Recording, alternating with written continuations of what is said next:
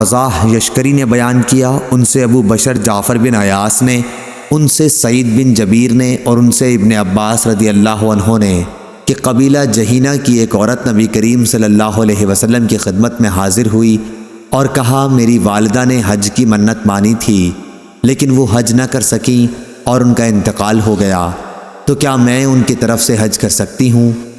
حضرت صلی اللہ علیہ وسلم نے فرمایا کہ ہاں، ان کی طرف سے تو حج کر۔ کیا تمہاری ماں پر قرض ہوتا تو تم اسے ادا نہ کرتیں؟ اللہ تعالیٰ کا قرضہ تو اس کا سب سے زیادہ مستحق ہے کہ اسے پورا کیا جائے، پس اللہ تعالیٰ کا قرض ادا کرنا بہت ضروری ہے۔ صحیح بخاری حدیث نمبر 1852۔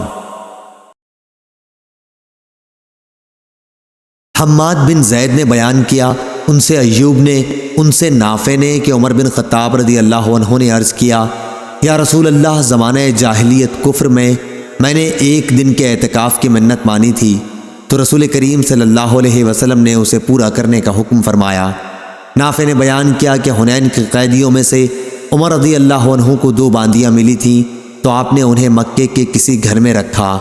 انہوں نے بیان کیا کہ پھر حضرت صلی اللہ علیہ وسلم نے حنین کے قیدیوں پر احسان کیا اور سب کو مفت آزاد کر دیا تو گلیوں میں وہ دوڑنے لگے۔ عمر رضی اللہ عنہ نے کہا، عبداللہ دیکھو تو یہ کیا معاملہ ہے؟ انہوں نے بتایا کہ رسول کریم صلی اللہ علیہ وسلم نے ان پر احسان کیا ہے اور حنین کے تمام قیدی مفت آزاد کر دیے گئے ہیں۔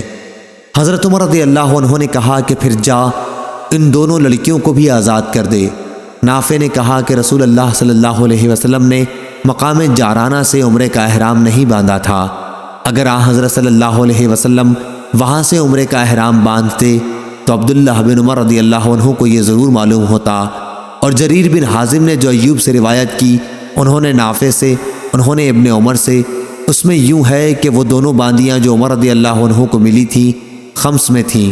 اعتکاف سے متعلق یہ روایت معمر نے ایوب سے نقل کی ہے، ان سے نافع نے، ان سے عبداللہ بن عمر رضی اللہ عنہ نے نظر کا قصہ جو روایت کیا ہے اس میں ایک دن کا لفظ نہیں ہے۔ صحیح بخاری حدیث نمبر 3144۔ ابو عوانہ نے بیان کیا، ان سے بیان نے، ان سے ابو البشر نے اور ان سے قیس بن ابی حازم نے بیان کیا کہ ابو بکر رضی اللہ عنہ قبیلہ احمس کی ایک عورت سے ملے، ان کا نام زینب بنت مہاجر تھا۔ آپ نے دیکھا کہ وہ بات ہی نہیں کرتی، دریافت فرمایا، کیا بات ہے، یہ بات کیوں نہیں کرتی؟ لوگوں نے بتایا کہ مکمل خاموشی کے ساتھ حج کرنے کی منت مانی ہے۔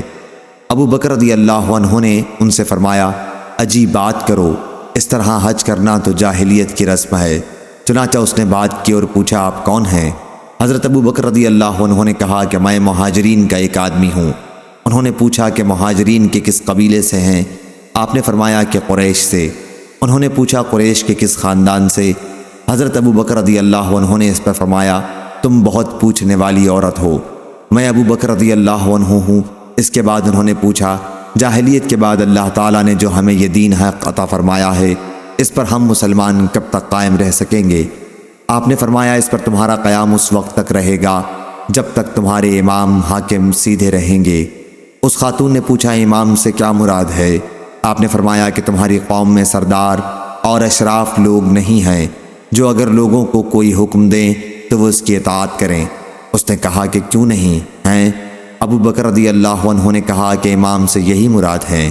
صحیح بخاری حدیث نمبر 3834۔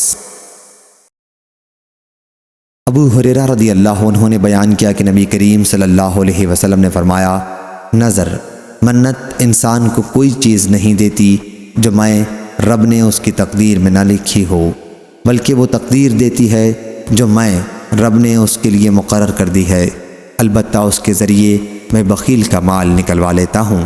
صحیح بخاری حدیث نمبر 6609۔